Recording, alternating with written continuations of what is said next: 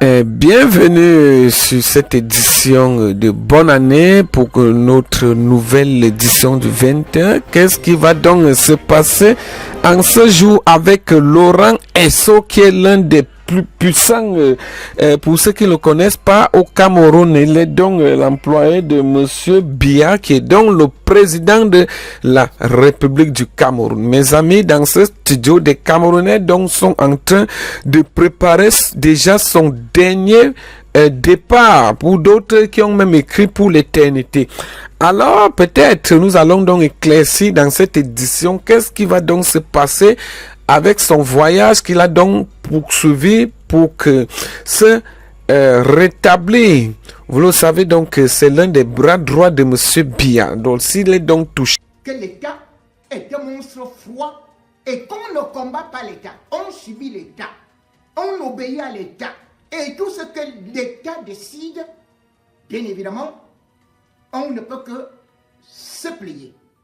Mais sauf que là, pour 450 hectares, que le préfet de la MIFI a dû apprendre une circulaire datant du 9 janvier 2025 parlant du bornage pour essayer encore, disait-il, comme d'habitude, pour le bien public, pour l'utilisation publique, donc pour l'État, eh bien, l'aéroport, on va l'agrandir. Un aéroport qui déjà est dans les broussailles. Un aéroport qui n'a que presque pas d'avion, puisque Camerco n'en a pas. Aucune compagnie internationale n'y atterrit.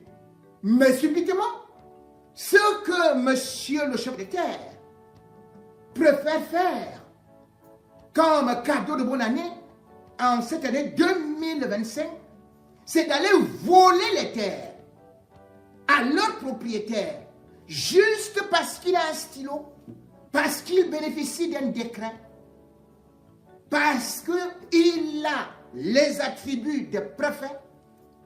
Il décide donc de prendre cette terre qui appartient à ces gens depuis fort longtemps, de génération en génération, et qui avait déjà été spoliés. Mais cette fois-ci, le vent de changement soufflant, les enfants, les jeunes, les vieux, les mamans ont entonné à l'unisson comme un chorus de guerre, un chant pour la libération. Le sous-préfet est arrivé. Il a été dépassé par les événements, renvoyé à ses bancs. Et puis, il fallait bien que son patron arrive. Le préfet est venu avec sa casquette. Mais cette fois-ci, la casquette coloniale ne pouvait plus impressionner cette population qui revendique seulement ses droits. Et du coup, submergé, rué, dépassé, le sous-préfet a compris que là-bas, il n'y avait plus moyen de venir avec le Mami Wata. Il n'y avait plus moyen de venir avec le Bir. Il n'y avait plus moyen d'appeler Yaoundé ou bien de dire à Tangandji, viens sortir les yeux ici, puisque lui-même aujourd'hui, il commence à avoir peur. Et là, c'est la peur qui a changé de camp. C'est le préfet qui a commencé à négocier. Et c'est le préfet qui, sans autre forme de procès, a eu à annuler les actes qu'il avait pris, demandant maintenant aux populations, j'attends vos suggestions. Oh, quelle humilité! Voilà ce qui se passe.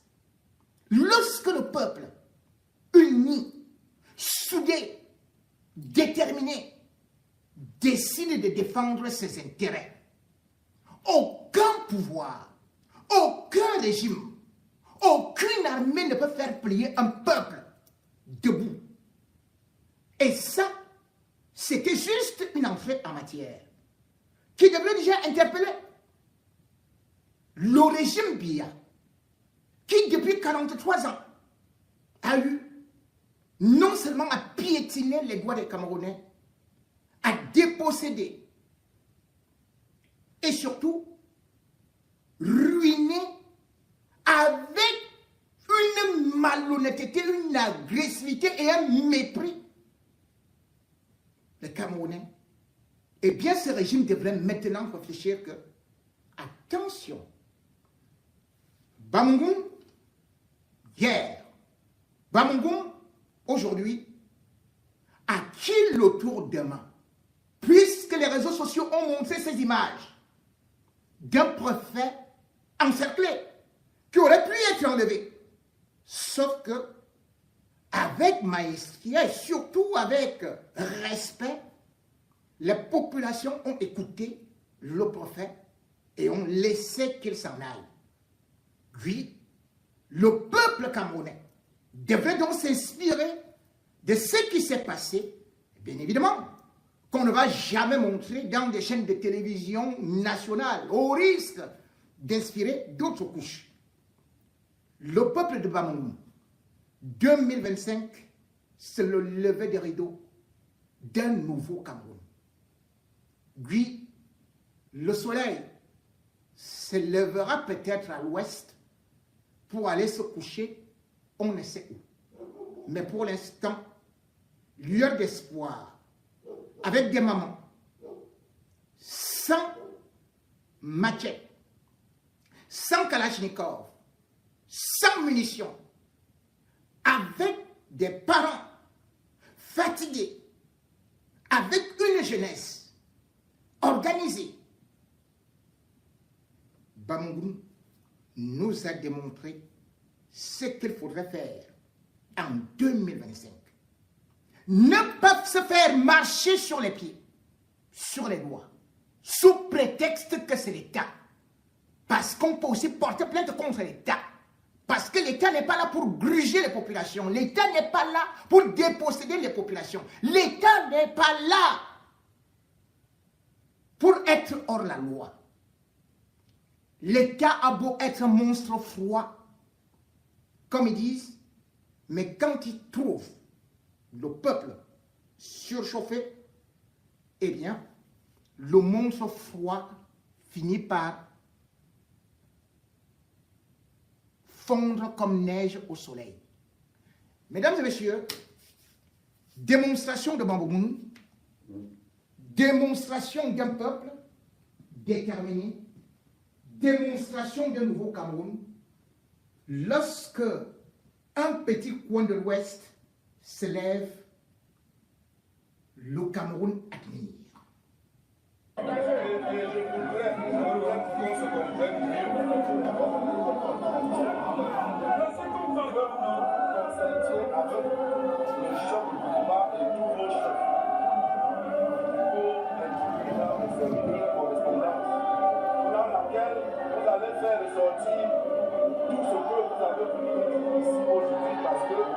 Les conditions de travail ne vont pas permettre de bien vous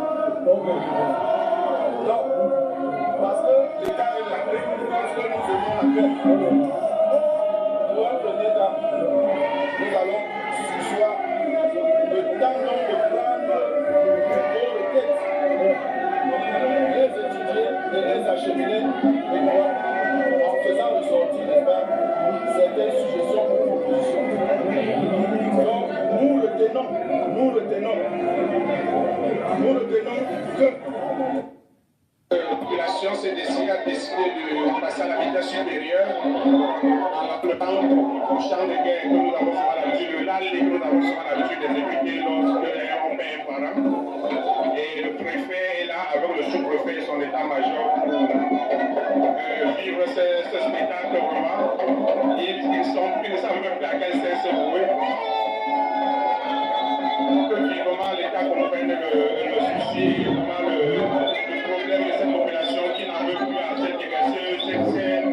cette tension de l'aéroport. Comme vous pouvez le constater, c'est du lourd ici, comme le dit souvent Guy. Ici même au rond-point de l'aéroport, en présence du préfet et du sous-préfet de Marchand Choisir.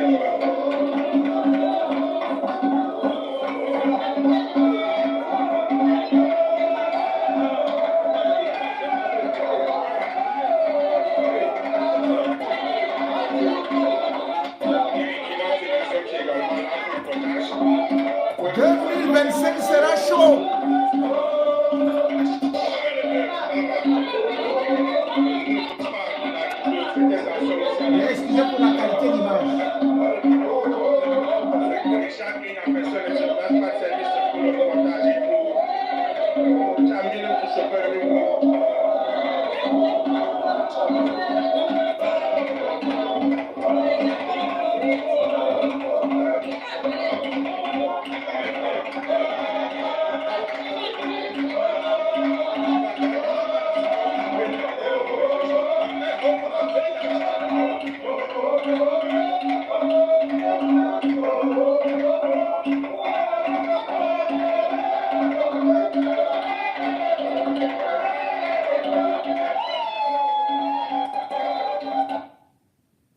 Vous voyez, là, ce n'est même pas un parti politique.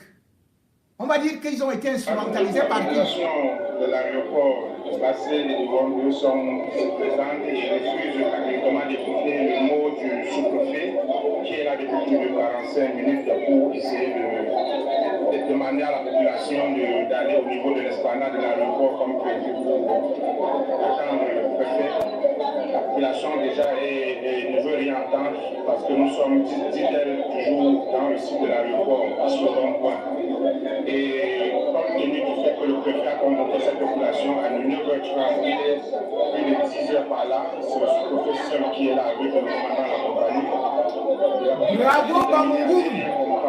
Bravo! Non à l'extension de l'aéroport. Nous sommes sur place, nous continuons à vous rendre compte minute par minute de l'évolution de la situation une fois que le préfet va arriver et nous allons l'écouter et nous vous rendrons compte de chacun. C'est le préfet qui va là. De l'espace aéroportuaire malgré l'intervention ce 15 janvier 2025 du préfet de la MIFI, les manifestants sont restés intransigeants. Alexis Angoualou en dit plus. Selon les manifestants, 150 hectares d'espace avaient été retenus pour la construction de l'aéroport de Bangou.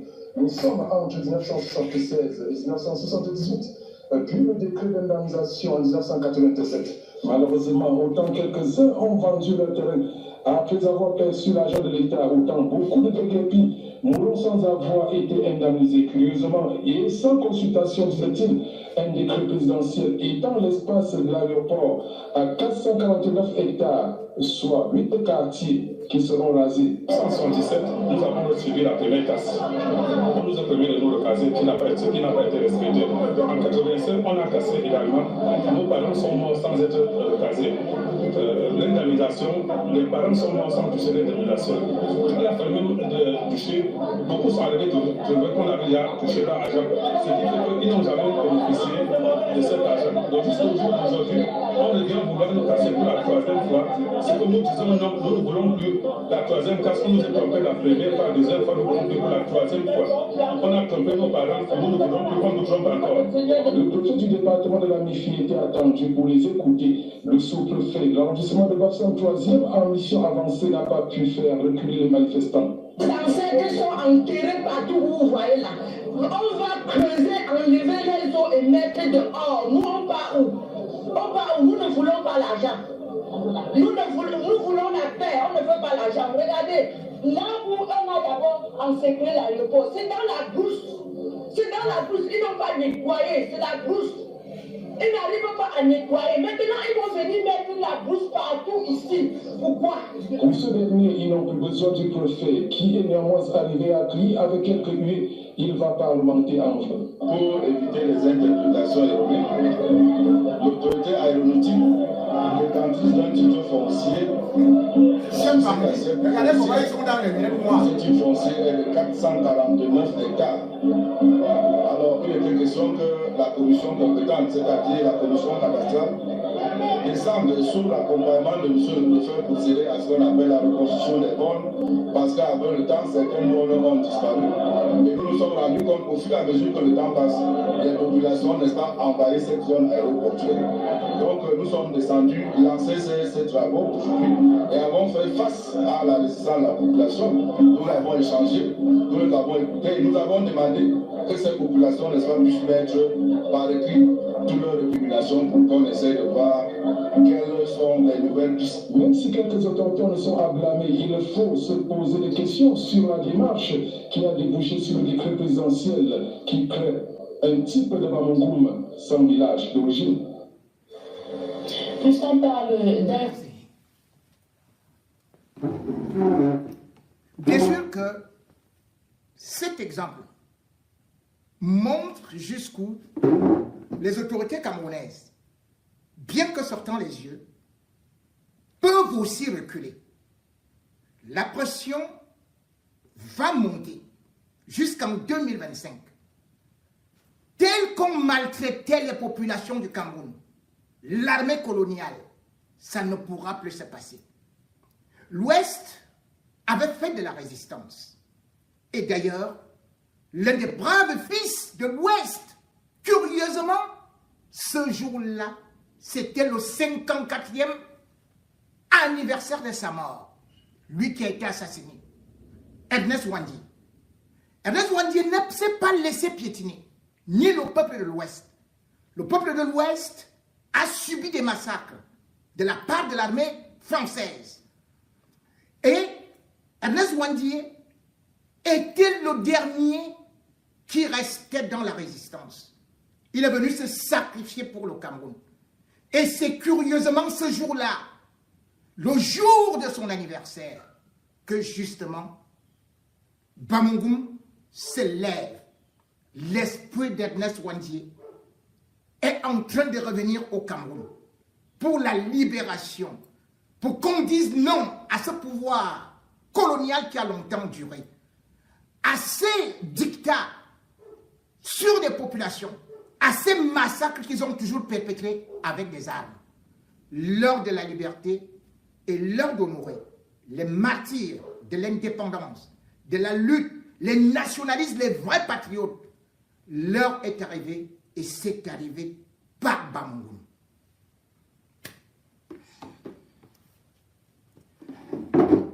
Ernest Ouandi, il était une fois un homme qui acceptait mourir en fixant le bourreau.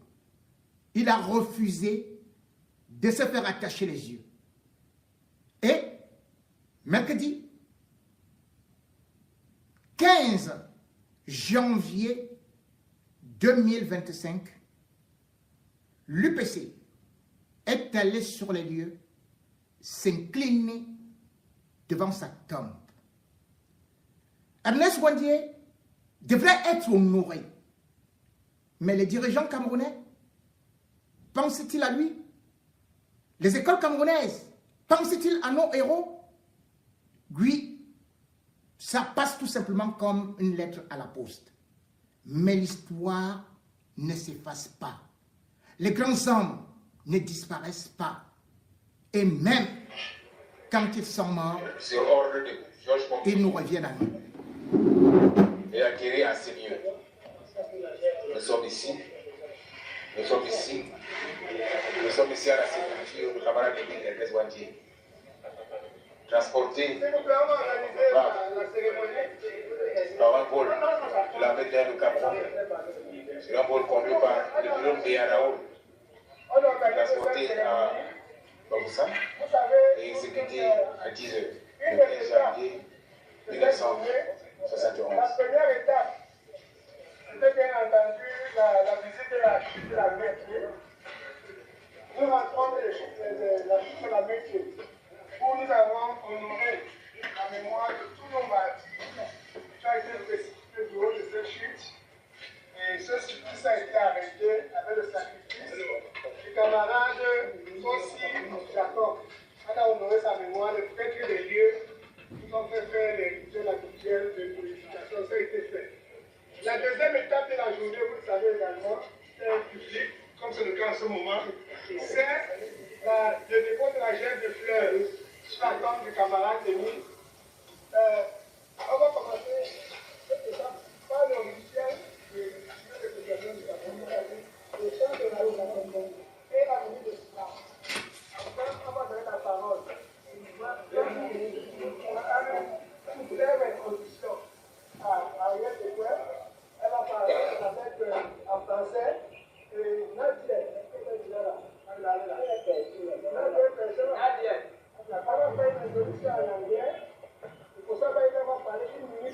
Bengal va résumer le texte pour un livre pour esclaves.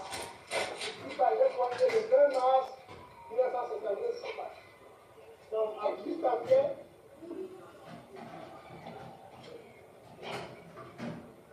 juste après, dans le résumé des bonbons Bengal, on va rechanter le chant de la loi, on va remonter. C'est notre histoire. Il faut la voir. Il faut l'écouter. Il faut l'apprendre. Un peuple sans histoire est un peuple sans racines. Petite alliance. On fait là-bas le chant de la loi. Ensuite, on donne la parole à c'est pas vous.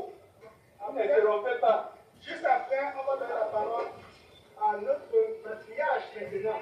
Aussi lui, pour un chant de ralliement en langue peut-être que les gens connaissent, pour ceux qui sont dans la région de l'Ouest, c'était le chant du précise. Quand il devait traquer, il savait qu'il fait toujours.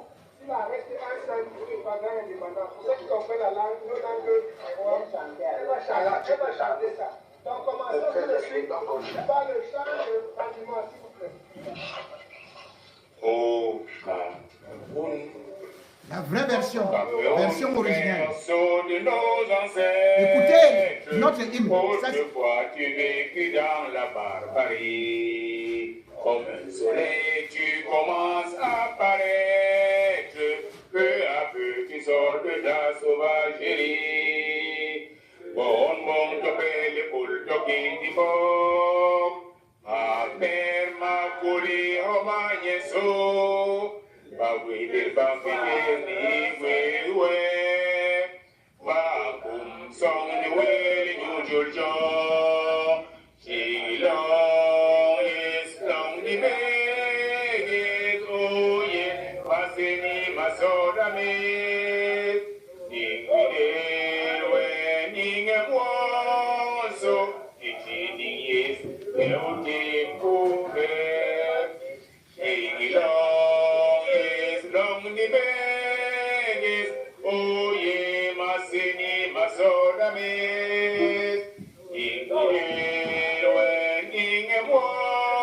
So ichi ding yes, eote kuve.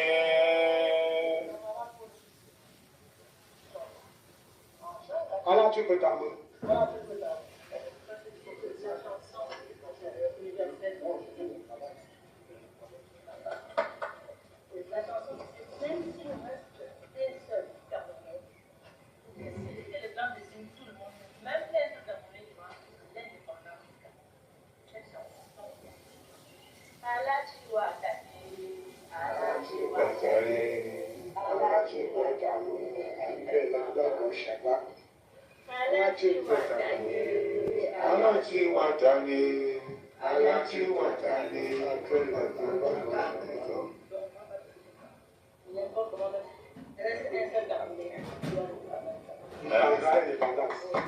Ora.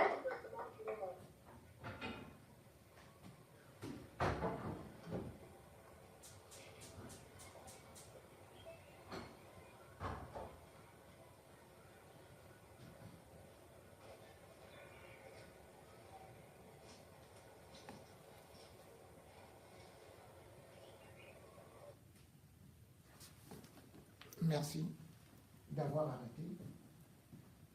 Nous allons repartir.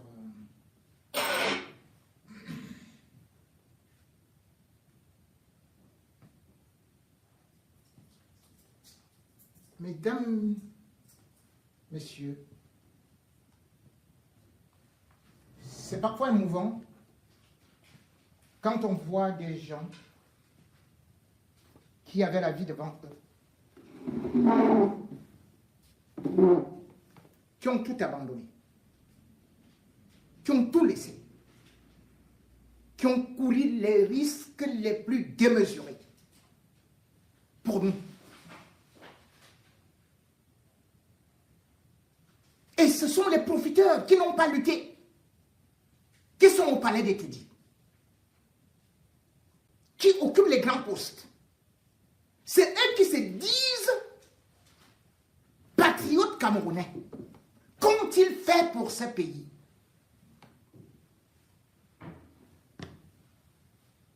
Ernest Ouandié était plus jeune que Paul Biya.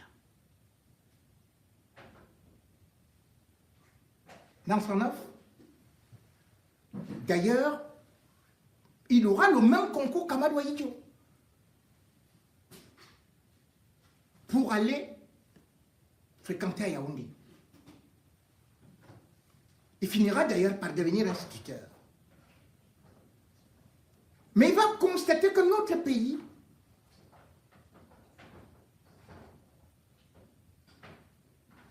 est sous la couronne, est sous la coupole de l'impérialisme et du colonialisme. C'est comme ça qu'il va tenter de rejoindre l'UPC. Il a fait le tour du monde pour plaider la cause, la libération et l'indépendance du Cameroun avec ses camarades de l'UPC. L'UPC fut interdite. Vous connaissez dans quelles conditions Mnyobé a été tué. Et les rares qui restaient, c'était Félix Moumié. Félix Moumié essayait de défendre la cause du Cameroun. Et finalement, c'est De Gaulle qui va ordonner qu'il soit assassiné le 3 novembre 1960, des suites d'emprisonnement, là en Suisse, à Genève. Là, Paul Biya va souvent se reposer.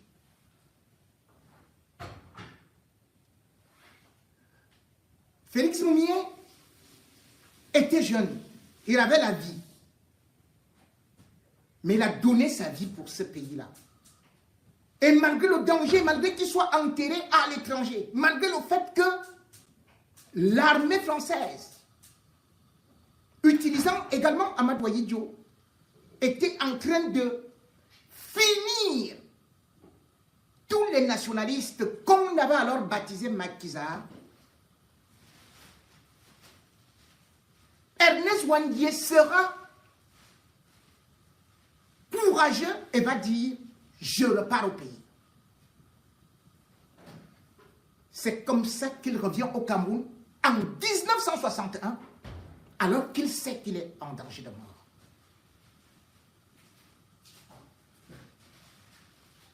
Il va remobiliser les troupes pour faire une vraie lutte armée.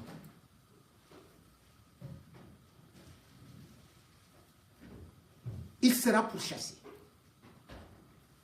Mais résistant,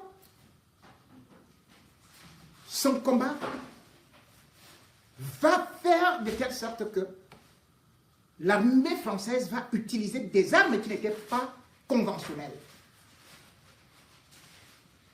Combien de têtes ont été coupées à l'ouest et exposées sur la place publique de Bafoussam? Et puis Ahidjo avait demandé donc qu'il voulait négocier avec Ernest Ouandié. Et c'est Monseigneur Ndogmo qui était chargé de faire la transaction. Mais malheureusement, c'était une façon de le piéger. Clairvoyant, il avait décidé de ne pas rencontrer Amadou Ahidjo. Monseigneur Ndogmo décida, accepta les accompagner pour qu'ils traversent pour aller au Nigeria, où il devait prendre une pirogue avec ses amis. Mais arrivé, ils avaient raté la pirogue. Nous sommes le 11 août 1970. Il transporta encore les trois nationalistes pour revenir avec eux. Mais entre-temps, il était déjà convoqué à Rome. La police secrète française surveillait des mouvements. Le temps pour lui d'aller à Rome, le 12, eh bien, on lança des rafles pour attraper justement Ernest Ouandié.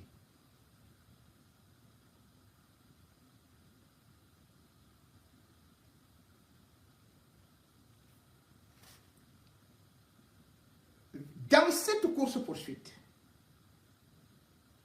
certains de ses camarades vont réussir à s'engouffrer dans la forêt et se perdre. Il lui restera juste à ses côtés 2 de ses camarades.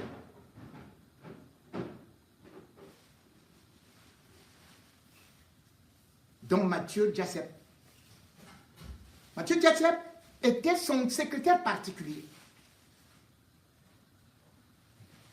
Et ils avaient réussi à se réfugier dans la forêt. Mais Ernest Ouandi était blessé. Et en plus, ils étaient affamés. Ils décidèrent d'aller dans une cacaoyère pour trouver ne serait-ce que des fèves et les sucer.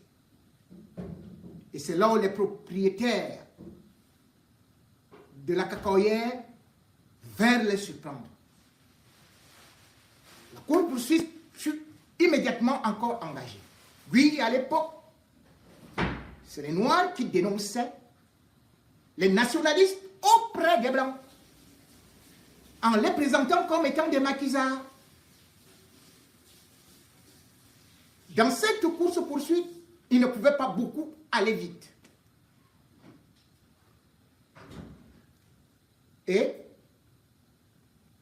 Mathieu Djassep accepta ralentir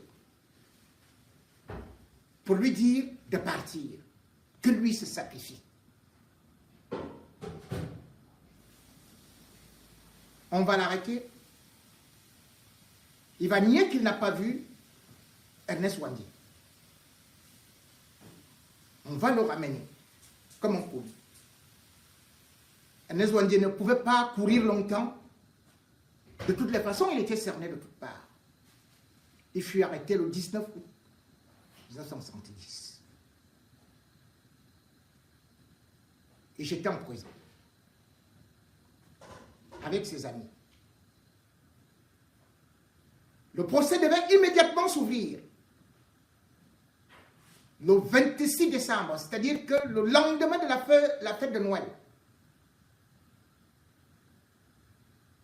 Il n'avait pas d'avocat. Parce que depuis novembre 1970, il avait soumis des demandes pour faire venir ses avocats.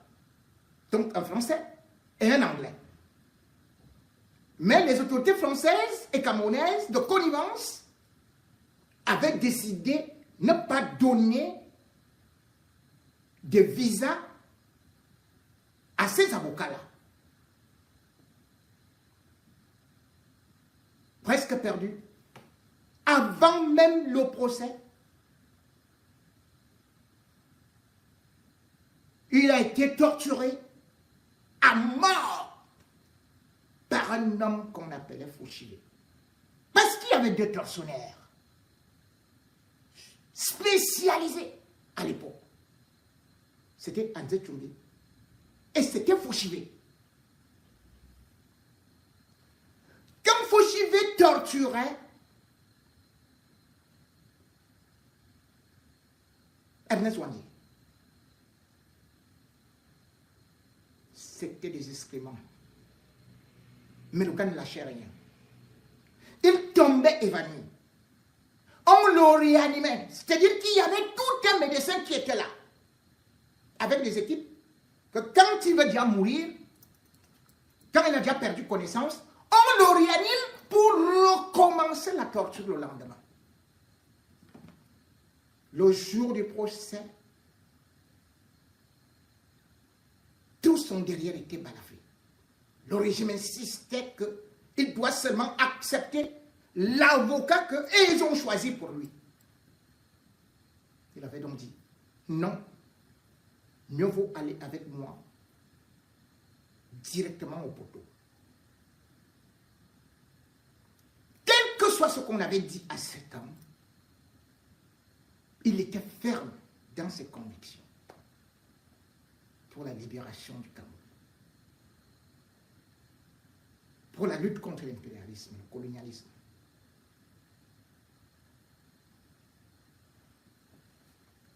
Finalement, début janvier et plus précisément le 5 1971,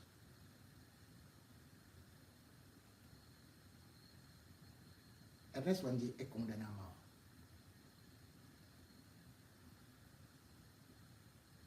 Tout comme ses camarades.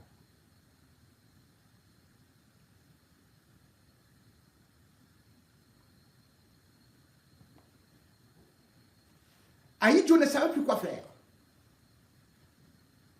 Mais cette fois-là, c'était Pompidou qui était déjà au pouvoir ici en France.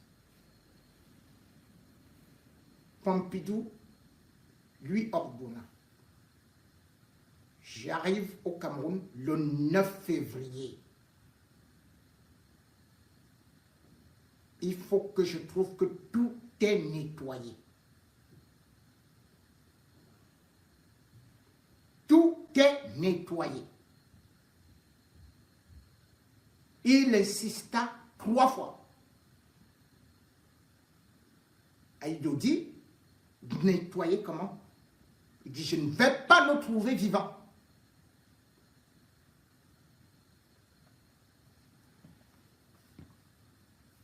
Le jour de l'exécution, donc il fallait anticiper l'exécution d'Ernest Ouandi avec les Wambolo courants et comme ça.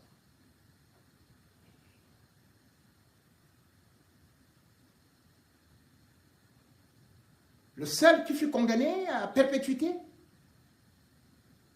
c'était Mathieu Diassé. 10 heures. Spectacle incroyable. On a maintenant Ernest Ouandi, et c'était camarade.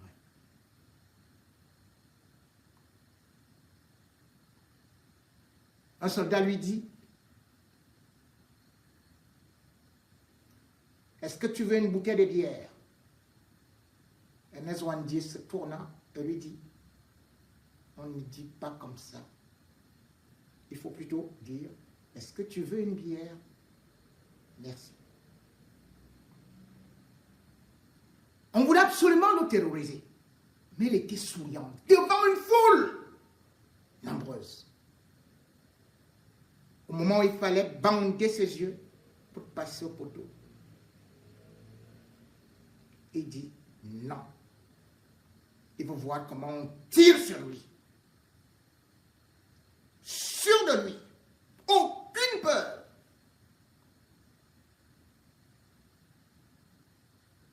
On arma.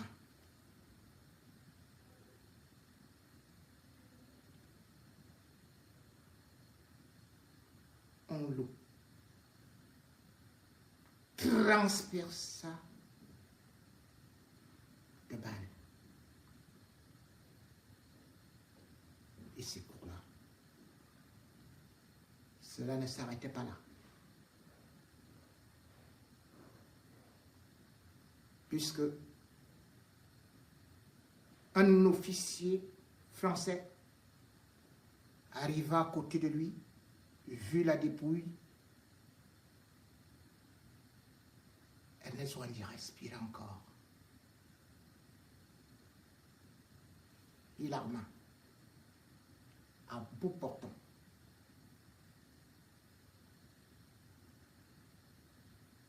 Boum!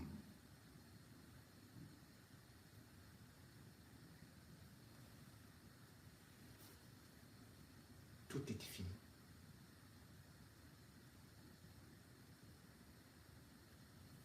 Pas de sépulture, pas de cérémonie, aucune dignité humaine.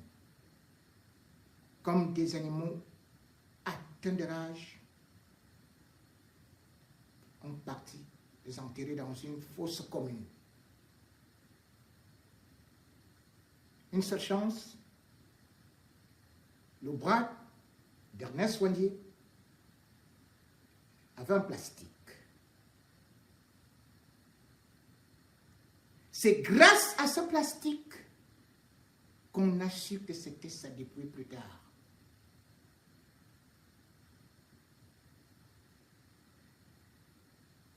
pour l'exhumer. Là où vous, pour l'enterrer, là où vous avez vu tout de suite.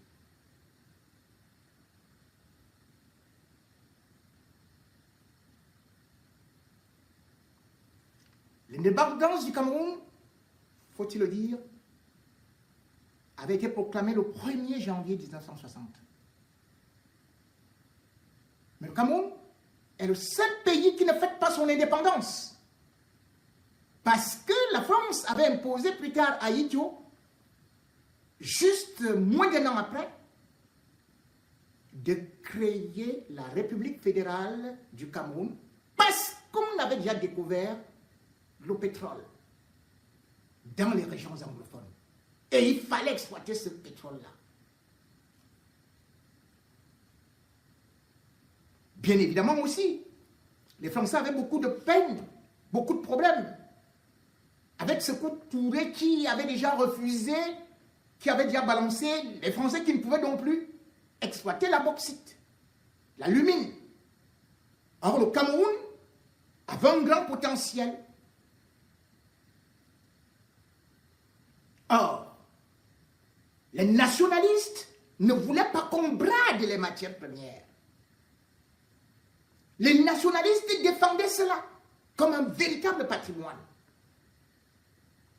Le 20 mai, bien évidemment, Idio avait organisé un prétendu référendum qui nous met dans des problèmes aujourd'hui. Où on avait forcé un mariage, ou plutôt on avait flatté les anglophones à rejoindre dans une communauté des biens, les francophones, avec cependant une entente qui n'était pas écrite dans la Constitution, à savoir que après un président francophone, c'est un président anglophone. C'est-à-dire que le pouvoir devait connaître une sorte de rotation. Cela ne s'est jamais passé. Les anglophones de plus en plus se sont sentis marginalisés, exploités, jusqu'à cette guerre qui nous arrive aujourd'hui. Mais entre-temps,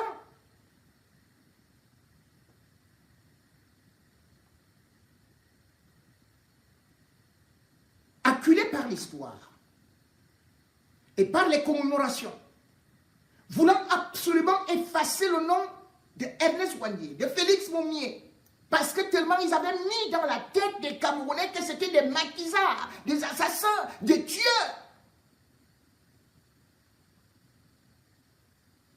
Mais, avec le temps, les choses allaient se mettre en place. On allait comprendre le véritable génocide qui a été fait au Cameroun. Et dont aujourd'hui Emmanuel Macron dit qu'ils vont sortir des documents pour rétablir la vérité. La vérité peut-elle être écrite par le vainqueur? C'est comme si vous faites le procès d'un rat et d'un chat. Et c'est le chat qui vous décrit ses problèmes avec le rat. Bien évidemment, le chat ne se donnera jamais raison. Il va toujours moduler des angles pour se donner bonne conscience.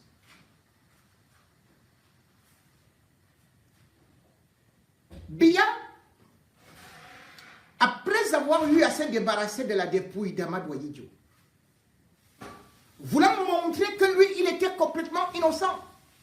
Alors qu'en 61, il travaillait déjà avec Amadou Ahidjo, il était bel et bien le pion de la France, il était bel et bien secrétaire général à la présidence de la République. Et puis, d'ailleurs, plus tard, il deviendra Premier ministre. Il va donc faire semblant de réhabiliter Ernest Ouandié et les héros nationalistes. C'est-à-dire qu'une loi va sortir. Plus précisément, c'est l'Assemblée nationale qui, le 27 juin 1991, va dire « Nous réhabilitons Ernest Ouandié. Nous réhabilitons Félix Moumié. Nous réhabilitons Omniobe. Mais vous vous rendez compte, jusqu'aujourd'hui, la dépouille de Félix Moumié est toujours en Guinée. Paul Biya, en décembre 1991, il avait sorti la loi 022 du 22 décembre 1991 qui dit que les héros qui sont morts pour la libération du Cameroun doivent être réhabilités, dont Ernest Ouandié. Qui dit réhabilitation dit donc que vous devez au moins construire une stèle, une statue, une route. Rien n'a été fait par Paul Biya.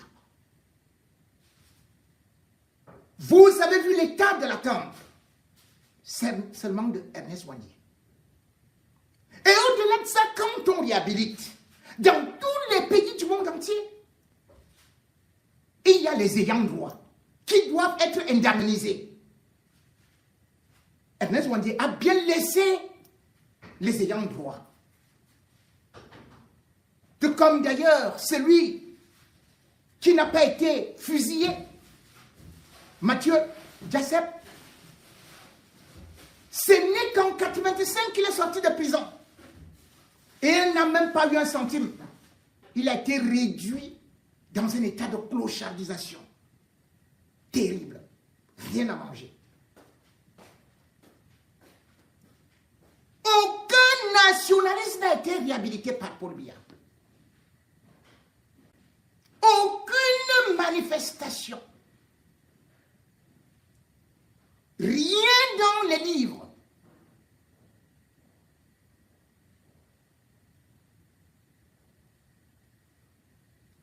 Et le 15, par exemple,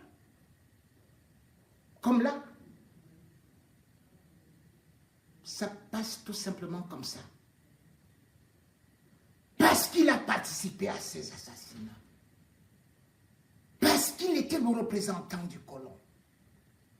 Parce qu'ils n'ont jamais voulu l'indépendance du Cameroun.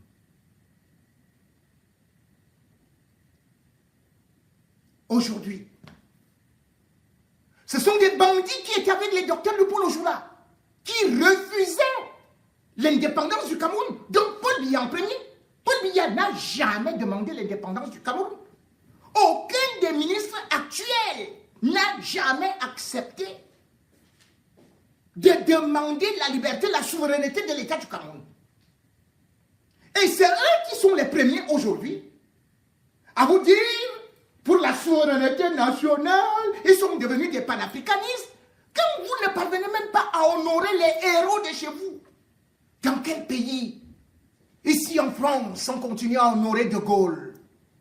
Même les Georges Pompidou, qui ont fait tant de mal en Afrique, on continue à les honorer. Ils ont des routes, ils ont des stèles, ils ont des statues, ils ont ceci, ils ont cela. Mais nous, avec Paul Biya, il s'est autorisé de dire qu'il est le meilleur élève de la France.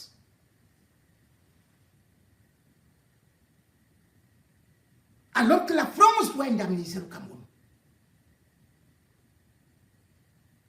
Ces populations qui étaient nombreuses, dans la forêt de Boum-Yabel, là où fut assassiné Omniobe. Les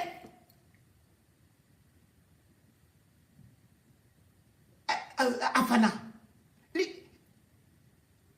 les Wadi, les Wambo le courant, et même les non-nèmes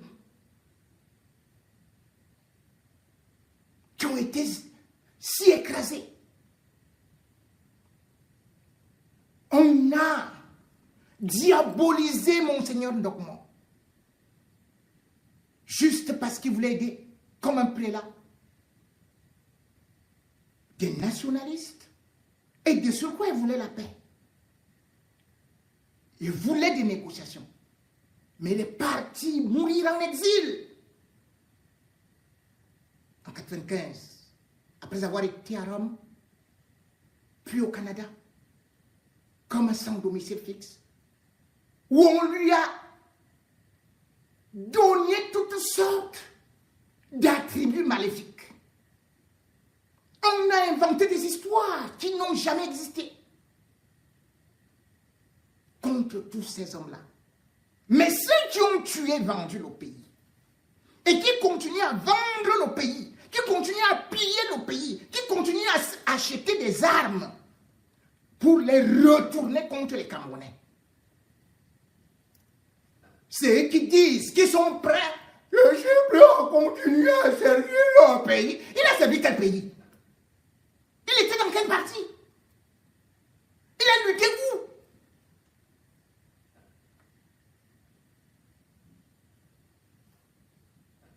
Donc les autres ont lutté. Au moins Mugabe, tout le monde sait comment il a lutté pour la Rhodésie. Mais Paul Biya a lutté où? Paul Biya a fait quoi pour l'indépendance du Cameroun? C'est même le Cameroun jusqu'à présent, en Afrique, est le seul pays qui ne fête même pas l'indépendance. C'est-à-dire que Paul Biya lui-même est convaincu que le Cameroun n'est pas indépendant. Le Cameroun continue à fêter le 20 mai 1972, c'est-à-dire fête de la République fédérale du Cameroun. Alors que nous ne sommes même plus dans la République fédérale du Cameroun, qu'est-ce qu'on fait le 20 mai? On fait quoi le 20 mai? Puisque nous sommes déjà retournés à l'époque coloniale où il y avait le Cameroun français qui s'appelait République du Cameroun. Mais vous êtes dans la République du Cameroun.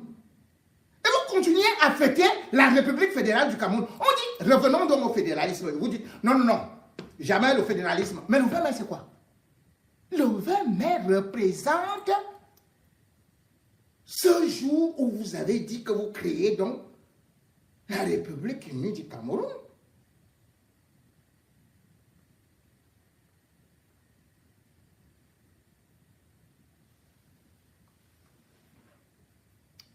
L'histoire du Cameroun sera enseignée dans les écoles.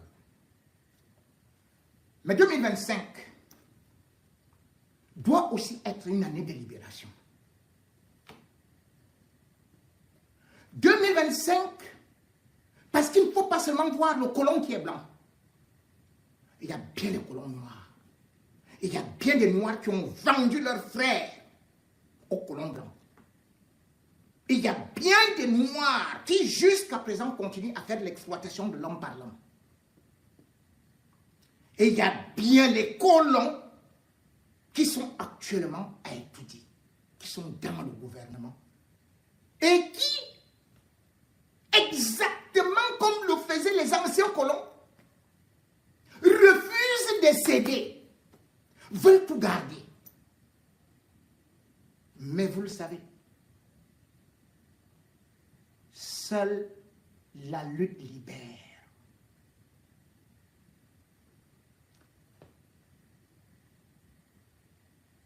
Ernest Ouandié n'est pas mort pour rien.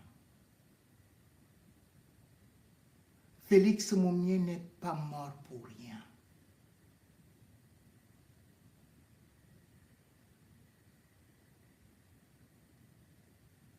Ils sont entrés dans l'histoire. Ils ont plaidé la cause du Cameroun avec Grand K à l'époque, à l'ONU. Pour ne pas leur donner de l'honneur, on a préféré voler leur victoire pour donner aux losers. Et voilà ces losers qui, même l'hymne national du Cameroun, ils ont réussi à tronquer cela, à découper. Et aujourd'hui, ils continuent à nous vendre. Ils continuent à liquider nos matières premières. Ils continuent à faire que nos arbres aillent en Asie, en Europe et partout, à travers le monde, par fourgons entiers. Ils continuent à faire que notre pétrole serve pour d'autres nations Alors que le peuple camerounais lui-même cherche comment avoir 1 litre de pétrole par rapport à sa bourse. Il continue à piller l'or, le diamant. Il continue à piller le manganèse. Vous ne savez même pas combien la bauxite nous rapporte, combien le gaz nous rapporte. 2025, exactement comme l'impôt colonial. Nous sommes revenus à ça. Taxe sur taxe pour le roi. Taxe sur taxe pour le colon. Tout est taxé. Il ne reste plus que l'air. L'impôt est partout. Exactement comme à l'époque coloniale. Où est donc la liberté? Les Wandiers ont lutté. Les autres sont revenus nous coloniser. Paul Biya et ses bandits, ses assassins, ces meurtriers, ces suppos-coloniaux, ces chefs de comptoir d'esclavage des temps modernes. C'est eux, aujourd'hui, qui ruinent les espoirs de la nation et même de tout le continent africain. Parce que le Cameroun, pays béni, au cœur de l'Afrique, porte, bien évidemment, des trésors. Ce Cameroun se retrouve aujourd'hui une propriété privée entre des mains des voleurs, des pilleurs, qui sont incapables de donner à leur propre peuple ne serait-ce que du pain. Mais ils viennent avec des grains de riz pour humilier ce peuple qui doit s'aligner. Puis l'esprit d'Ernest Wandier, puis l'esprit de Nobel doit être invoqué dans vos prières pour que le Camerounais ait encore cette possibilité de chercher la dignité, de dire je suis prêt de mourir pour la liberté, de dire que je suis prêt pour retrouver mes droits, de dire que je suis prêt à mourir pourvu que je me détache des chaînes de l'esclavage, de dire que je suis prêt à combattre les injustices, les bandits, ces gens qui partent dépenser de l'argent dans des paradis fiscaux, à l'hôtel intercontinental, qui ont des triples, quadruples nationalités, qui n'ont rien fait pour le pays, mais qui ont tout obtenu du pays, mais qui sont en fait des étrangers, des colons, au service du colon, qui trichent des élections, parce que tout simplement, le colon va valider cela en disant, oui, puisque tu m'as donné tout le trésor de chez toi, je vais fermer les yeux et je vais valider ta fausse élection. Et d'ailleurs, pour mieux encore nous montrer comment est-ce que nous sommes, des sous-hommes ou des homelets. Oh oui, ils vous disent, prenez quelques gringolets là, des valets occidentaux qui arrivent au Cameroun, avec des gens comme, sous la mallette des gens comme Atangadji, et qui se présentent comme Transparency International, parce qu'ils sont blancs. Et ils sont blancs. Et ils viennent valider une fausse élection. Et malgré tout, Macron applaudit et il appelle Paul Biya à l'Élysée. Il le tient par la main. Il marche. 2025. Plus de présidents par procuration. Ceux-là d'ailleurs qui aujourd'hui, même quand ils sont déjà finis comme Paul Biya, préfèrent plutôt, au lieu d'organiser une vraie élection, au lieu de passer la main comme l'a fait son patron, Amadou Ahidjo. Il préfère dire, je vais mourir avec le Cameroun. Parce qu'il connaît qu'en mourant au pouvoir, le Cameroun va sombrer comme la Côte d'Ivoire. Il connaît qu'aucun chef d'État mort au pouvoir en Afrique n'a laissé la paix chez lui. Mais puisqu'il n'est pas là pour le Cameroun, il sait que les milices viendront de partout, que certaines puissances viendront, vont donner à des multiples factions que lui-même il a créées au palais. Ils vont acheter des armes. Ils vont nous imposer une guerre civile qui va durer 10 ans, 15 ans, 20 ans, 30 ans, avec l'argent qu'ils ont volé. Oui, les anciens colons vont nous vendre des munitions. Ils vont nous vendre des kalachnikovs. Et puis, ils vont nous dire, nègres, tuez-vous entre vous. C'est ce qu'est Paul Biya.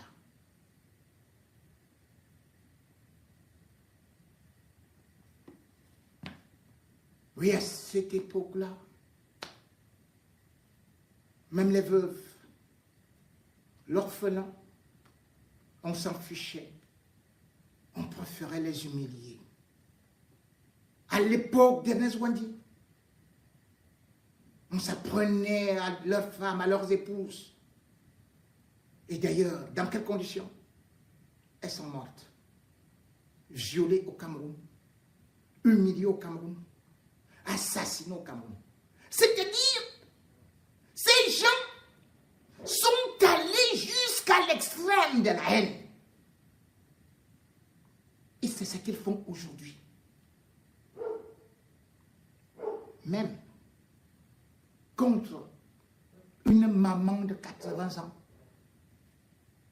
comme Alice Kam. Ce régime est dangereux pour l'humanité. Ce régime est un régime esclavagiste, génocidaire, colonial, au moment où l'Afrique est en train de se libérer. Écoutez le chant et regardez aussi les mouvements de Bamoumoum. Regardez cette action spontanée qui est née là où on a cru enterrer la révolution. L'esprit d'Ernest Ouandi, comme les prophéties de Oumdiobé, ou encore de Monseigneur Dokman, eh bien cet esprit est en train de survoler le Cameroun pour sa libération. 2025 est un tournant d'exorcisme contre les forces du mal, les forces coloniales, les forces bestiales. Maintenant, chacun, avec son bulletin de vote, même comme l'inscription sur des listes électorales est devenue un véritable parcours de combattant, battez-vous pour le faire. Et surtout, ne vous arrêtez pas là. Faites comme les populations de Bamoumoum. Défendez vos droits.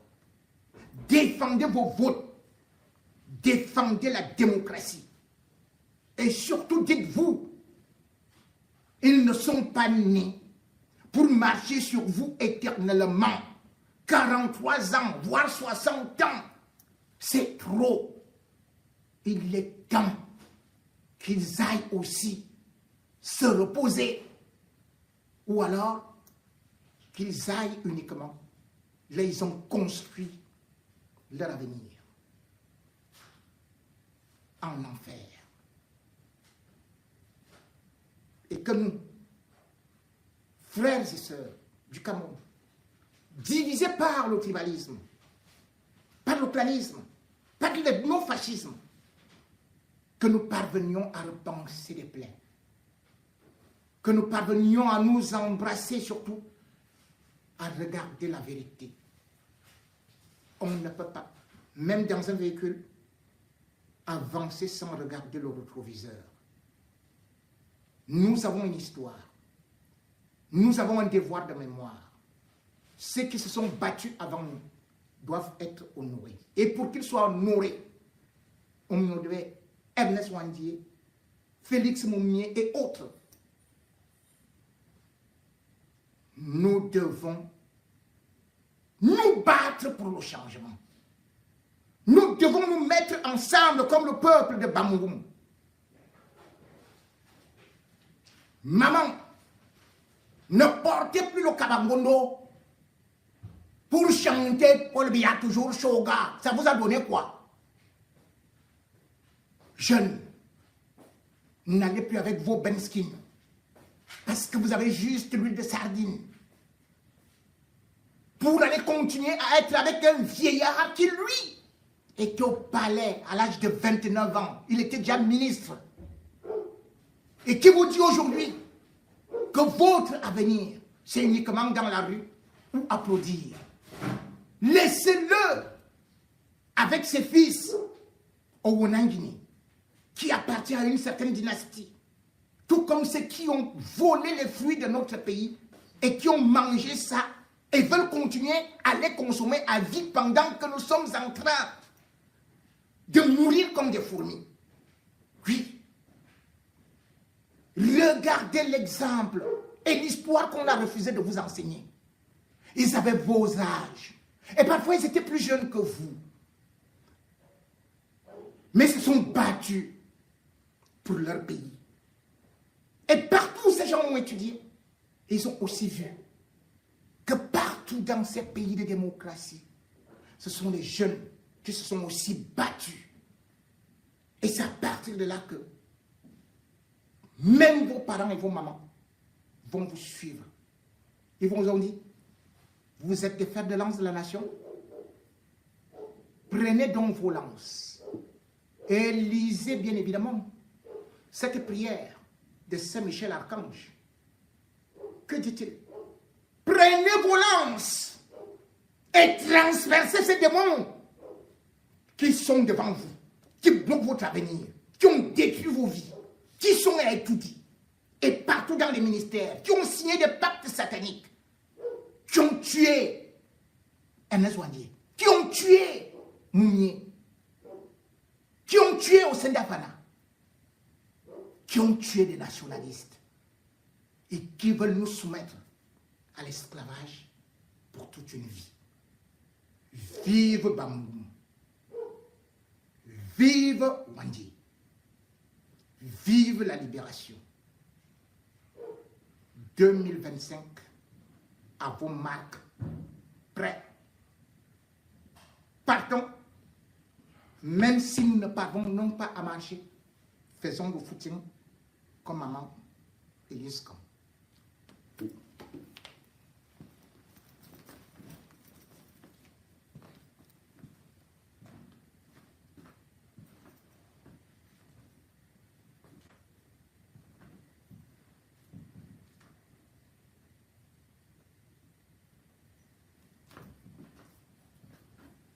J'enlève mon manteau.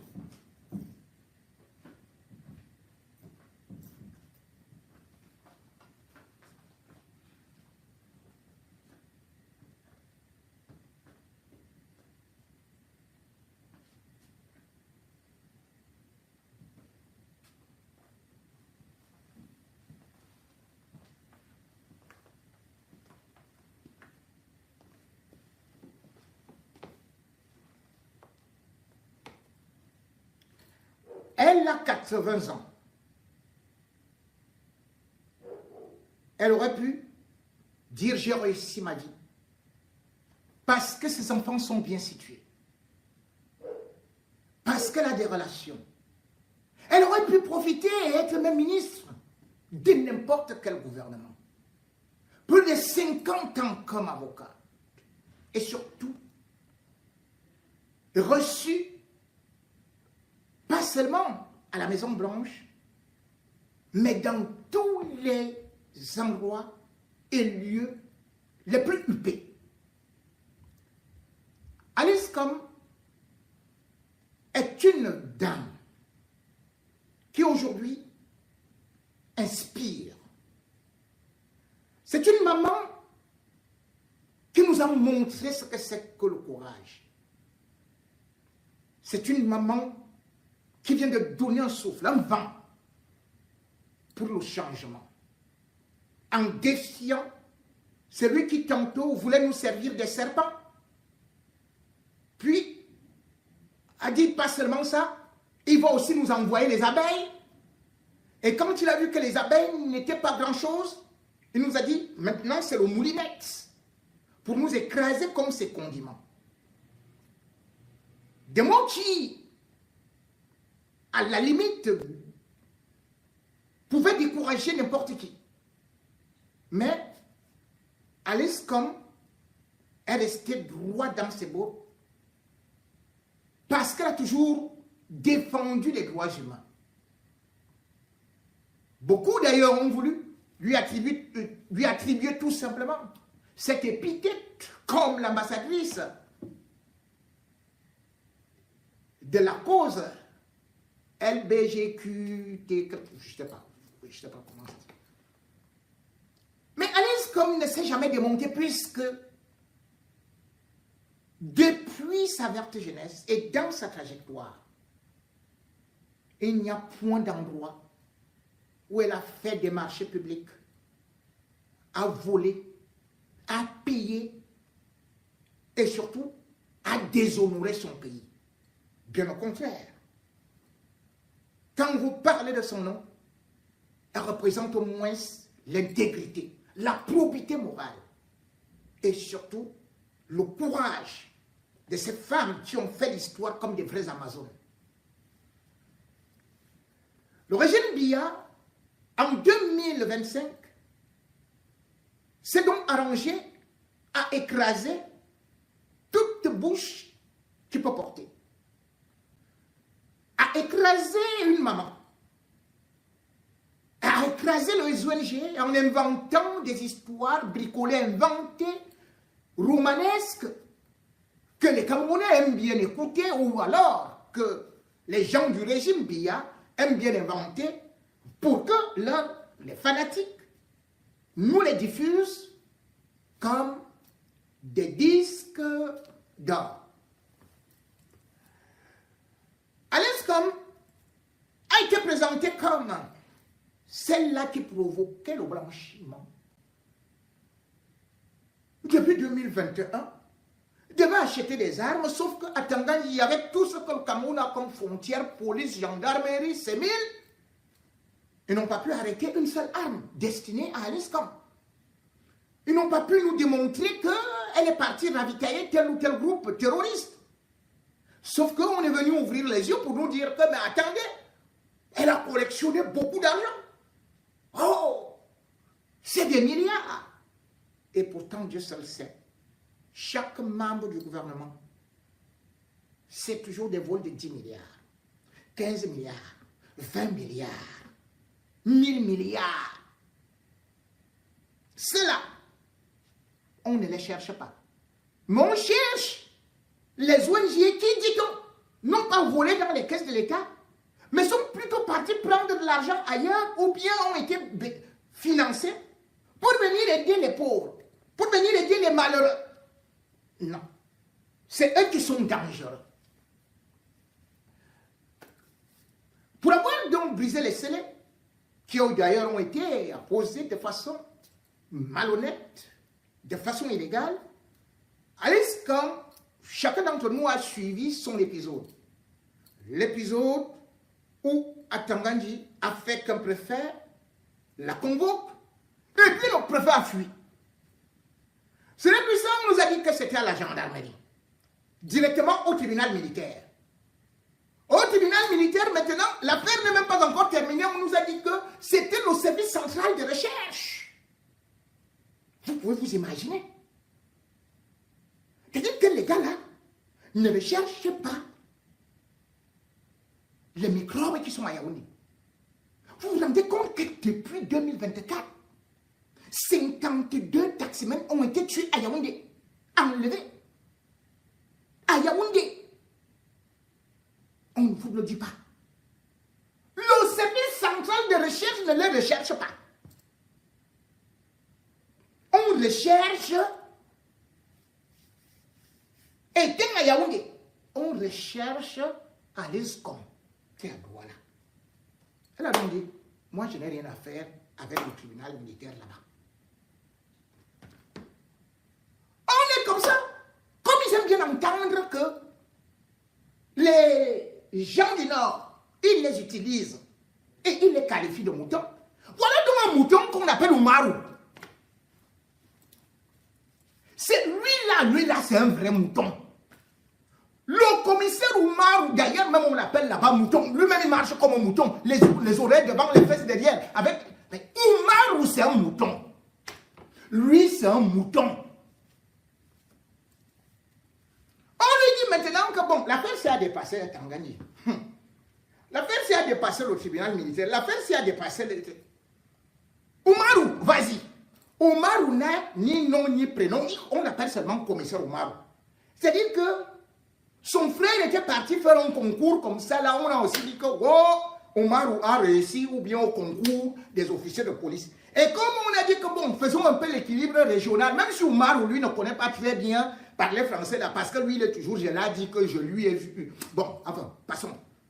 Oumarou, voilà donc le type qu'on dit que c'est lui maintenant qui doit arrêter Alice Com. Le 14 janvier 2025, alors qu'on n'a pas encore fini d'entendre Alice Com à gauche et à droite, c'est Oumarou. Oumarou, tu sors d'où? Oumarou fait. Envoie maintenant une convocation. Oumarou. Oh, ce n'est pas possible. Ah, Alice Com. Oumarou, tu vas comprendre le français d'Alice Com. Tu connais le droit, toi, Oumarou. Te voilà dans ton village. Toi, Oumarou, il y a beaucoup Haram là-bas. On a même enlevé ta tante. Toi, Oumarou, il y a les coupeurs de route. Tu n'as convoqué aucun, tu n'as arrêté aucun. Toi-même, tu fuis ton village, toi, Oumarou. Et la personne que tu cherches comme grand bandit, c'est la maman d'autrui. Voilà ta maman que tu as abandonnée là-bas dans des champs, avec les inondations. Et qui, selon certaines informations, a eu à te maudire que tu vas mourir comme ça, comme elle est morte là. Donc, tu laisses la malédiction que tu as eue pour ta mère. Tu cours maintenant. Tu dis que c'est toi qui vas montrer à Paul Biya que tu l'aimes plus, que tu vas coffrer Alice Com. Bon. Ok. Oumarou, coffre donc Alice Com le 22 janvier. Comme tu as décidé là. Coffre Alice Com. Oumarou, tu vas fuir de chez toi. 2025 là, tu seras au Tchad. Tu seras au Tchad. Toi, Oumarou. Et ce n'est pas que tu vas partir avec la voiture. Hein. Tu vas prendre le Benskin pour aller au Tchad. Et même là-bas au Tchad, tu vas même changer de nom. Tu vas t'appeler Oumara. Tu vas dire que tu es déjà devenue une femme. Toi, Oumarou, va attaquer comme tu attaques là. Maman Alice Com, 80 ans.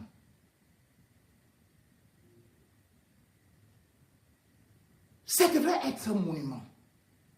On devrait lui tisser des louanges. Elle reconnaît ses limites. Elle ne dit que la vérité à Biya. Tu as déjà trop régné. Le Cameroun ne s'est pas développé, il n'a fait que regresser. Papa, tu es fatigué. Et elle le dit comme elle-même. Qu'elle également a 80 ans, ce qui fait quand même qu'il y a un écart presque de 20 ans avec Paul Biya, parce qu'il nous dit qu'il a 93 ans, Paul Biya c'est 100 ans. Que papa, tu veux encore 7 ans? va te reposer. Parce que tu devrais déjà préparer là où calmement on va t'enterrer. Tout le monde va y passer. Vous, moi, Paul Biya aussi. Et Paul Biya, logiquement, il est plus près de la tombe que n'importe quel membre du régime. À 93 ans, qu'est-ce qu'on veut montrer après avoir travaillé 60 ans, donc il n'y a pas de retraite?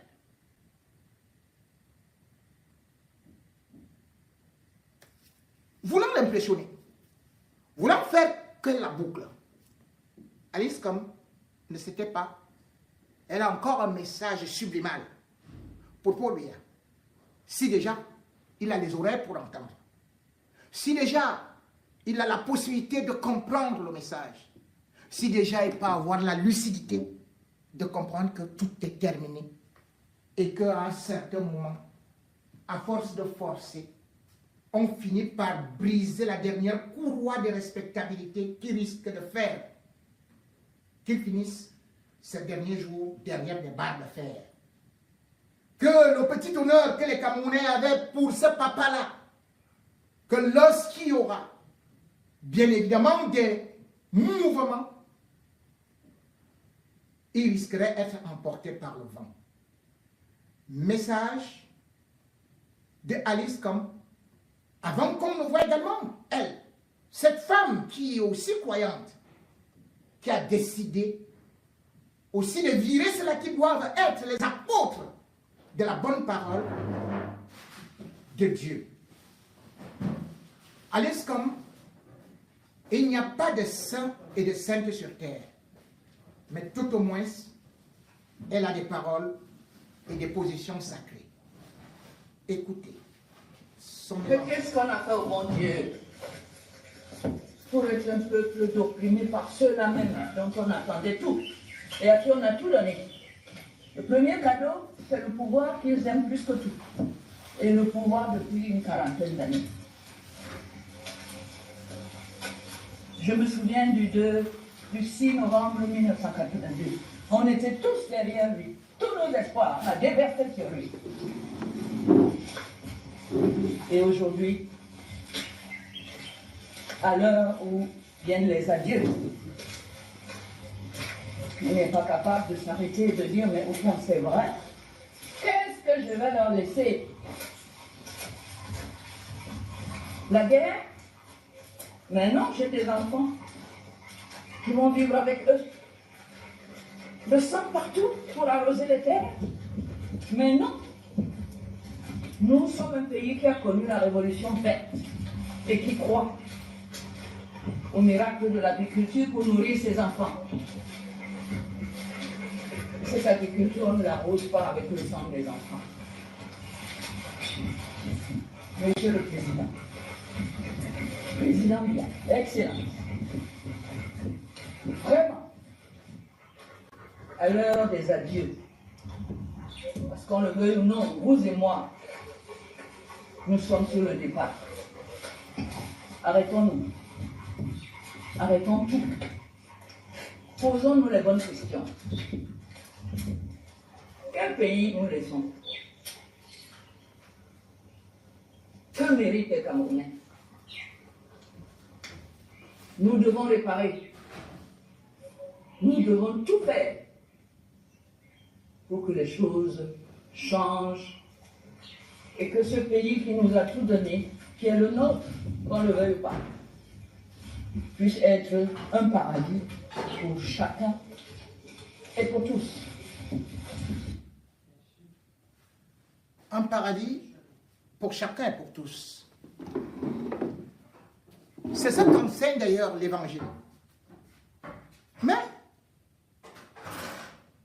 Alice comme qui pourtant fait partie de ces personnes qui ont cru parfois à la parole de l'Église, s'est retrouvée finalement déçue par des paroles seulement dogmatiques des hommes de Dieu qui parfois sont seulement au service du diable ou tout simplement qui ne cherchent que le profit personnel, qui veulent leur paradis à eux, qui voient le peuple de Dieu souffrir depuis plus de 43 ans. Mais des pasteurs et des prêtres, ou surtout des pasteurs, restent toujours à côté et derrière, incapables de se mouvoir, incapables d'être là, ces bergers du peuple de Dieu, pour sonner aussi la révolte. L'Église catholique a fait son devoir. Et nous ne pouvons d'ailleurs qu'applaudir, parce que souvent, elle a été souvent considérée comme complice du pouvoir. On aurait attendu que les pasteurs, et surtout ceux qui prétendent être des églises éveillées, des églises évangéliques, prennent le relais, d'autant plus que ces gens sont menacés par ce pouvoir tyrannique d'Atangadji. Mais que non. Vous avez tous lu le message, ou plutôt la doctrine dictatoriale du président de l'église catholique, de l'église évangélique du Cameroun. C'est qui d'ailleurs, parce que poussant ces pasteurs à ne même plus parler de la politique, vous vous rendez compte, de ne même plus s'occuper du gouvernement, mais de rester tout simplement là pour prendre de l'argent de leurs fidèles qui eux-mêmes n'ont rien, ont faim, et dont les enfants n'ont pas d'avenir. Alice Com a donc décidé de ne plus être avec eux.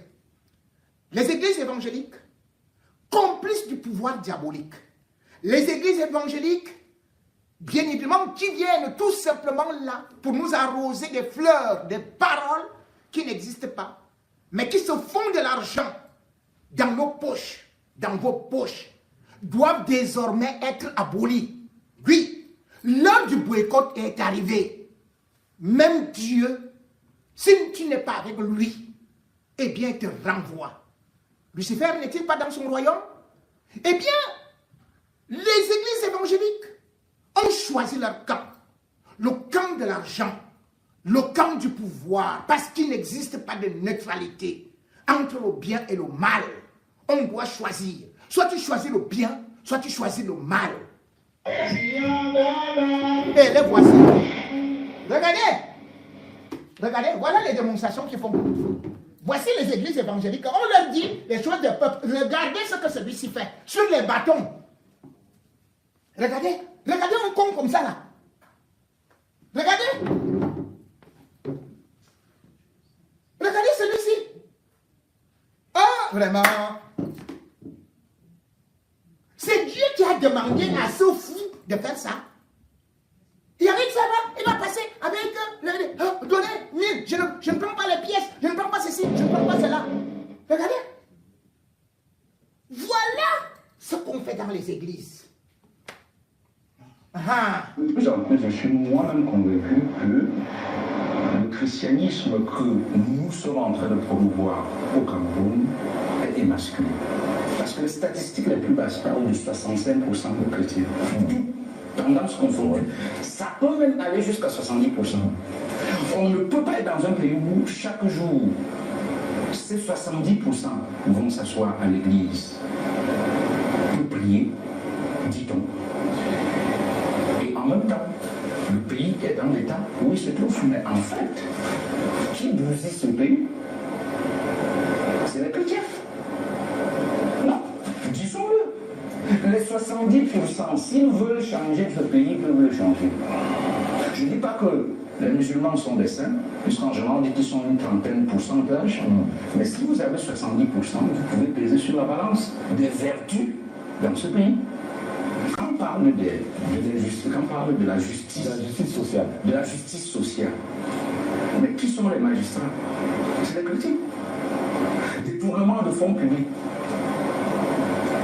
Qui sont les protagonistes? C'est les chrétiens. Et le scandale même, c'est-à-dire le sacrilège, c'est comme ça que l'appelle, c'est que vous avez des gens qui disent qu'ils sont chrétiens, ils volent l'argent de l'État et vont construire l'église que les évêques vont bénir. Vous appelez ça quoi? Et moi, c'est un sacrilège. Ils volent l'argent des pauvres. Parce que cet argent aurait dû aller dans les écoles, dans les hôpitaux, sur les routes, dans l'eau, dans l'électricité, dans le carburant. Mais quand on le prend, on va construire les églises. Et on demande au clergé d'aller venir. Je dis, mais vous bénissez quoi?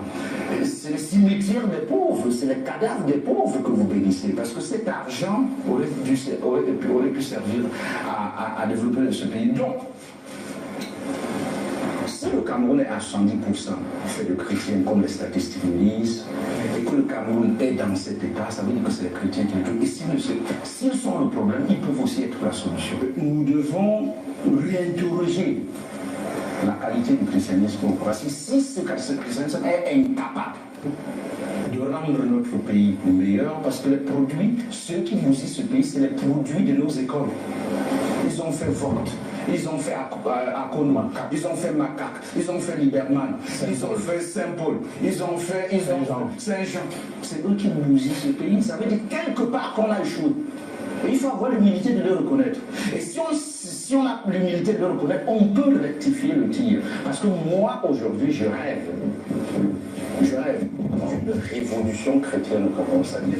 Où, à la place des faux chrétiens qui inondent les églises, on est des vrais chrétiens qui sont effectivement le sel de la terre et la lumière du monde, comme le dit l'Évangile. Dit le psaume 33 au verset 7. Au Cameroun, le pauvre crie et les églises n'entendent pas. Le pauvre crie sa souffrance. Les pasteurs, les prêtres, les évêques n'entendent pas. Je viens de voir la lettre du président de l'Église évangélique du Cameroun qui vise à museler les pasteurs de cette église sur la situation du Cameroun. C'est inadmissible. Alors, les chrétiens doivent résister à ce type de clergé. Qu'ils soient catholiques ou protestants, le pauvre crie, le Seigneur entend. Nos églises doivent entendre le cri du pauvre. Nos pasteurs, nos prêtres, nos évêques doivent entendre le cri du pauvre. C'est pourquoi je propose à tous les chrétiens assoiffés du changement comme moi, je leur propose l'opération Saint Boycott.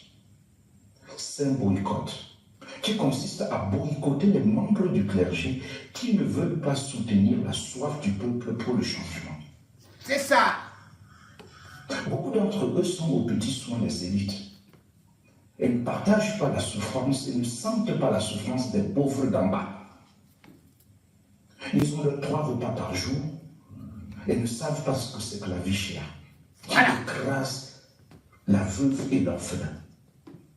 Alors le boycott consiste à ne plus donner la quête à une église qui ne veut pas être la voix du peuple pour le changement. C'est ce qu'on appelle la résistance non violente, la résistance passive. Et elle doit venir d'en bas. La prochaine étape va être le boycott des cultes. C'est ça. Le pauvre crie, le Seigneur entend. Le pauvre crie au Cameroun et les églises doivent entendre le cri du pauvre. Shalom. C'est qu'on a un souci, je ne veux pas dire d'éducation à la citoyenneté des Camerounais, je ne sais pas, je vais trouver sûrement l'expression, mais on a une perte de valeur qui fait que les gens s'expriment aujourd'hui à tort et à travers. C'est-à-dire, il faut écouter le langage pour comprendre pourquoi le prêtre lui aussi, El Hadj Mariga, a le langage qui cadre avec son environnement, mais dans un état encore plus en cette période très tendue, parce que j'ai peur qu'on ne soit qu'en janvier 2025, avant mars, les gens vont marcher avec les casseroles sur les têtes et il faudrait à un moment donné qu'on utilise le langage qui permet de s'écouter. Ah oui, le langage de l'Église catholique. Du ministre René Emmanuel Sadi, qui une fois de plus donne quand même une belle leçon de liberté d'expression au Cameroun, aux uns et aux autres. C'était important aussi. Oui, Écoutez ça. L'actualité est venue conforter, n'est-ce pas, l'opposition, quand sur d'autres plateaux, les débats que je participe, j'ai toujours dit, c'est un musulman dans qui ce parle. pays, le Cameroun aujourd'hui, si Mohamed, le prophète de nous musulmans, atterrissait au Cameroun, et se mettait, n'est-ce pas, en face de M. Paul Biya, beaucoup de musulmans que je connais, mes proches même, membres du RDPC vous diront Mohamed là c'était un menteur. Oui, moi je me crois. Il préfère Paul Biya à Mohamed. J'ai vu, si j'ai vu, arriver là aujourd'hui avec sa mère Marie, et qui disent Paul Biya, ce n'est pas candidat, beaucoup de chrétiens vous diront celui-là c'était un menteur. C'est pour ça qu'on l'avait tabassé. Ils vont préférer Paul Biya à Jésus. Accepter l'idée qu'il sera candidat, quoi. Je vous l'assure, nous allons toucher le fond dans ce pays. Tout ce qui touche à Paul Biya, c'est une grippe épidémique. Paul Biya, c'est le président de la République. Nous payons Paul Biya pour tout ce qu'il fait. Il travaille pour nous. Il est là pour nous. Il est devenu notre notre Dieu. Qu'il soit là. Bon, taxer cet évêque. L'évêque n'a pas cité le nom d'une personne. L'évêque a fait l'état général de la situation du Cameroun aujourd'hui. Il faut que malhonnête pour ne pas le dire. Le Cameroun, tout semble être un pays de diables aujourd'hui. Cameroun est un pays de diables. Des individus qui nous accaparent des milliards au détriment de la pauvre petite population. Rosalie, on arrive à enfermer les gens dans les hôpitaux parce qu'une femme a donné vie à un enfant. Elle n'a pas pu payer 100 000. Qu'est-ce que vous voulez qu'il dise? Tout le mot que vous pouvez comprendre, les nouveaux mots qui peuvent, n'est-ce pas, soulever une société, se retrouver dans ce pays, au Cameroun. Le président Paul Biya lui-même l'a cité plusieurs fois. Un chef d'État qui traite dans cette assemblée qu'ils ont donné, n'est-ce pas, son nom aujourd'hui. Il a dit les bandits à Paul Biya, il parlait de qui? Il parlait du poussière du président Aminou ou de vous journalistes.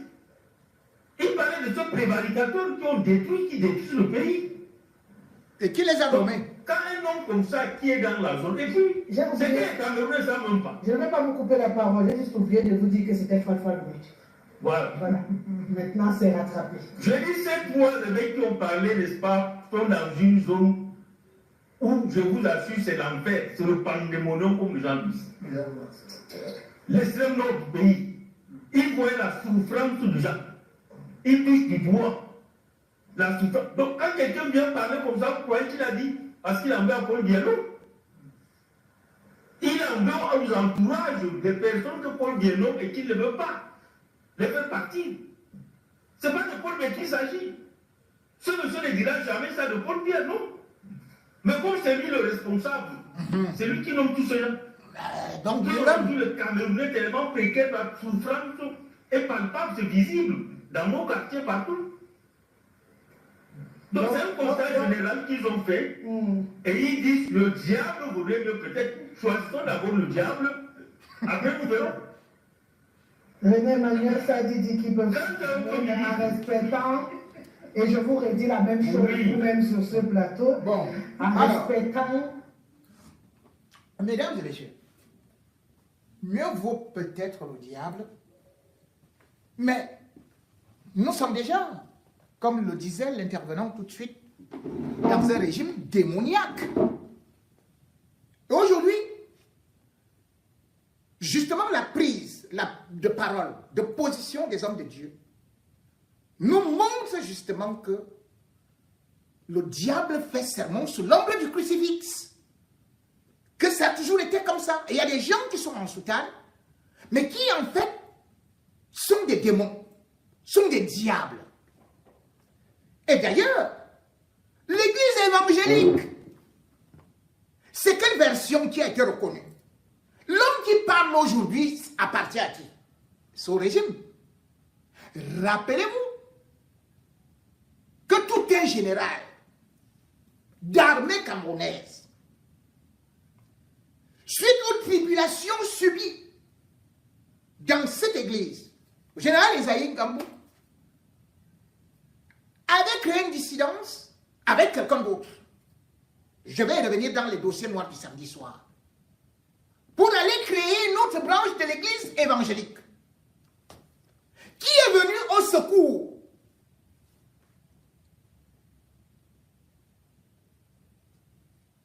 sauver l'église évangélique, c'était à Tangandji. Et rappelez-vous, avec quelle dextérité, quelle rapidité, Paul Biya, chef des armées, dans une affaire qui concernait l'église évangélique, les églises, ceci et cela, Paul Biya a décidé de renvoyer le général Esaïe Gambi au quartier. Humilié. Parce que Tangandji avait pris fin et cause pour l'église évangélique qui est l'église sous la direction des Toudis. Ce que vous ne savez pas alors, ou peu le savent, c'est que Gambi a été humilié, non? Il est parti créer une autre tranche, non? Ou plutôt une autre version de l'église évangélique catholique, évangélique du Cameroun. Mais qu'est-ce qui se passe? Il n'est plus dans cette branche-là. C'est là où vous avez vu un pasteur se lever dans le monde pour critiquer le régime Biya. Ce pasteur a été convoqué. Il a été menacé. Mais en ce temps, est-ce que vous savez ce qui s'est passé? Parce que c'est toujours le régime qui a recommencé à préparer, à contrôler la deuxième section de l'église évangélique. Et le régime allait jusqu'à imposer à tout un général qu'on a envoyé au quartier, qu'on a humilié devant le monde entier, on l'a envoyé en deuxième section. Est-ce que vous savez que le général Esaïe Gambi... C'est presque la fin de cette édition spéciale depuis notre centre de production au Faso. Il s'agissait de qui? Laurent Esso, qui a donc été évacué pour problèmes sanitaires. Nous vous reviendrons dans nos prochaines éditions pour donc vous expliquer la seconde partie qui va donc entraîner donc des bagarres rapidement au palais de justice de Yaoundé. Alors, qu'est-ce que M. Biya donc fait pour que cette décision soit survenue pour que cette mi-soirée? Je vous reviens si vous allez donc vous abonner, partager, liker pour que nous puissions toujours fournir les très beaux contenus, madame et monsieur. Bonsoir à tous et bienvenue pour cette prochaine édition si vous le voulez donc très bien. Bao!